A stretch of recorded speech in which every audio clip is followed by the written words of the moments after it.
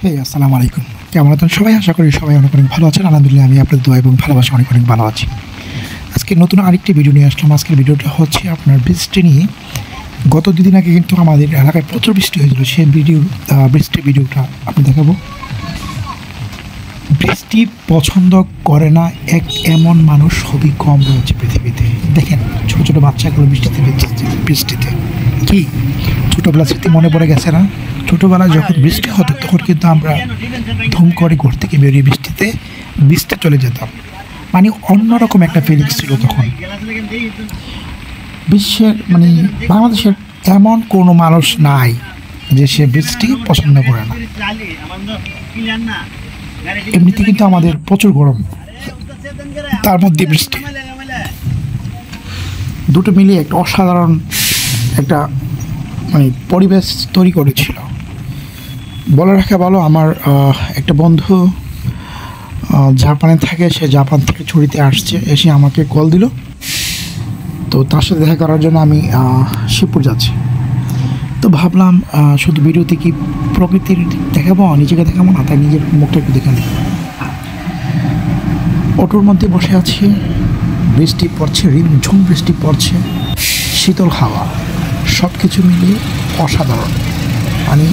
বলা যায় সুন্দর একটা সময় কেটেছে ওটার মধ্যে। আপনি বৃষ্টির মধ্যে ভিজলে কিন্তু একটা চমৎকার ফিল আসে, যেহেতু প্রচুর গরম ছিল। এখন আমি যাচ্ছি এটা হচ্ছে আপনার বাগোড়া দিয়ে জুলাইপাড়া হয়ে যে হাইওয়ে রাস্তাটা হয়েছে, সেই রাস্তা দিয়ে আমি যাচ্ছি আপনার শিবপুর কলেজ মোড়ে যাচ্ছি। কলেজ মোড়ে আমার বন্ধু আমার জন্য অপেক্ষা আছে। দেখেন একটা কথা কি, আপনার বৃষ্টির মধ্যে কিন্তু একটা রোমান্টিকতা আসে। আপনি যখন বৃষ্টি একটা আসবে, বৃষ্টির স্পর্শে থাকবেন, রোমান্টিকতা কাজ করবে। তো আমি ভাবলাম যে বৃষ্টির মধ্যে পরিবেশটা কেমন হয় আমি ভিডিও করে রাখি। ভিডিওতে দেখতে পাচ্ছেন যে ওই দূরে এই বৃষ্টির মধ্যে কিন্তু মানুষের কাজ করতেছে। বলে রাখা ভালো একটা বিষয়, ওই দিন কিন্তু প্রচুর বজ্রপাত হয়েছিল, এবং বজ্রপাতে আমাদের যে ওয়ারু গ্রাম আছে, সেই গ্রামের এক মহিলা বজ্রপাতে মারা যায়। এই বাস দেখতে পাচ্ছেন, এটা হচ্ছে আপনার কাউতুলি থেকে নবীনগর যে রাস্তা রয়েছে, সেই রাস্তায় বাস। এই বাস চলাতে কিন্তু আমাদের যে চলাচলেরটা কিন্তু অনেক সহজ হয়ে গিয়েছে। দেখতে পাচ্ছেন প্রচুর বৃষ্টির ফোঁটাগুলো দেখে মনে হচ্ছে কি এক একটা বরফের টুকরো পড়তেছে, এত জোরে বৃষ্টি পড়তেছে, ঝুম বৃষ্টি তাকে বলে।